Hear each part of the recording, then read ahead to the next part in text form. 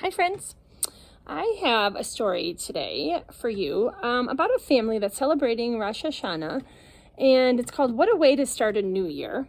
And I thought it might be an interesting book because this year they're celebrating the holidays a little bit differently because they just moved. And for some of us, we might have to celebrate a little bit differently this year too if we're not able to see our family or travel or things like that. So let's take a look at what a way to start a new year.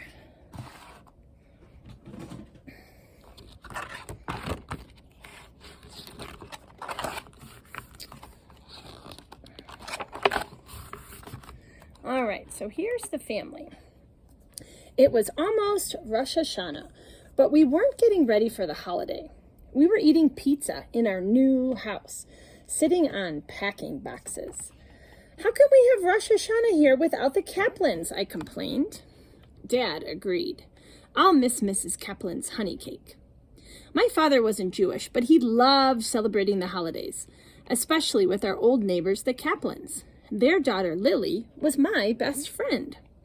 Why can't we go back to Greenville? My little brother, Harry, asked. Mrs. Kaplan invited us. Good idea, Mom said. I'll call her. The next morning, we piled into the car. Dad said he would join us later. Greenville was only 2 hours away. Harry pinched his nose. Ew, Marcus smells bad. He does, I agreed. Oh no, Mom grabbed Marcus from his car seat. Let me change his diaper. I'll be quick. Harry ran after Mom. I forgot my special pillow.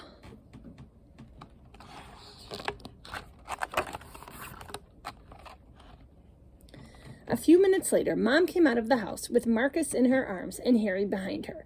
Bang! The front door slammed shut. Mom grabbed the doorknob. My keys! The house was locked with Mom's keys inside. Ugh, what a way to start a new year, Mom said, sitting down on the steps. We called Dad. He came home from work and used his key to open the door. Then we all left the house together. I couldn't wait. In Greenville, we had friends. In Greenville, we didn't get lost on the way to the grocery store.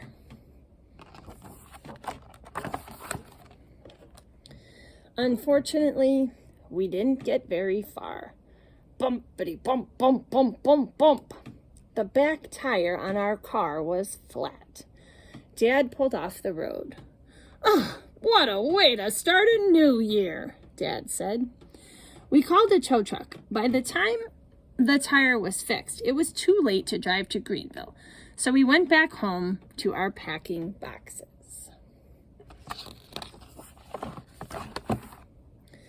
It doesn't feel like Rosh Hashanah here, I told Mom. We don't even have a round challah. Harry opened the refrigerator and reached for a bottle of grape juice. Careful, Mom warned, but it was too late. The bottle slipped out of Harry's hands and grape juice spilled all over the floor. Oh, what a way to start a new year, Harry said. We heard Dad hang up the telephone. I just talked to Alan Levine from my office. He invited us to join him at Temple Shalom. He thinks we'll enjoy the services, Dad said. We'll eat when we get home, Mom said. I have some leftover pizza. No brisket? No honey cake? Harry asked.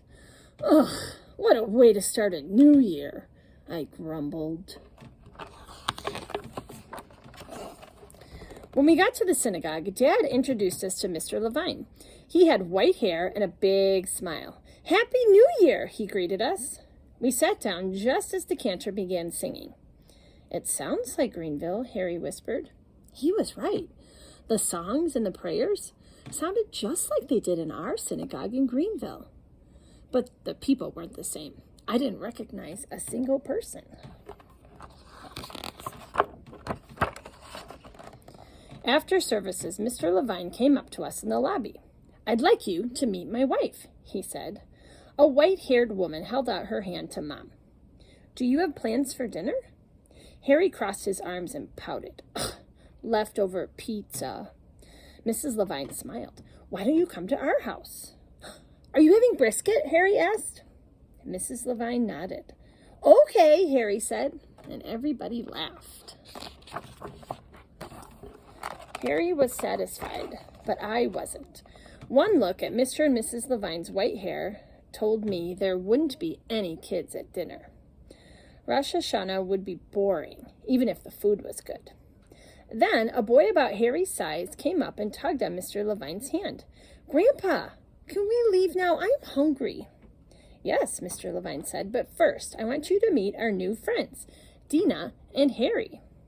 I'm Michael, the boy said, and I'm Maya. A girl my size came up beside us.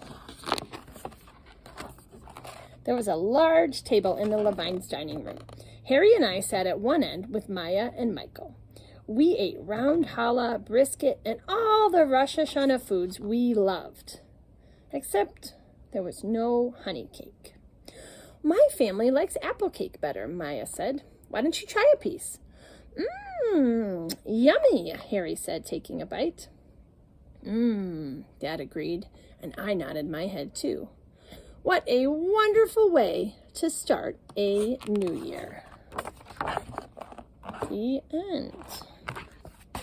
So what started out not so great for our family ended up being a really nice holiday. So sometimes that might happen at our house too, that maybe it might have a few problems, but in the end, we'll all be together and celebrating and enjoying as a family. All right, bye, friends.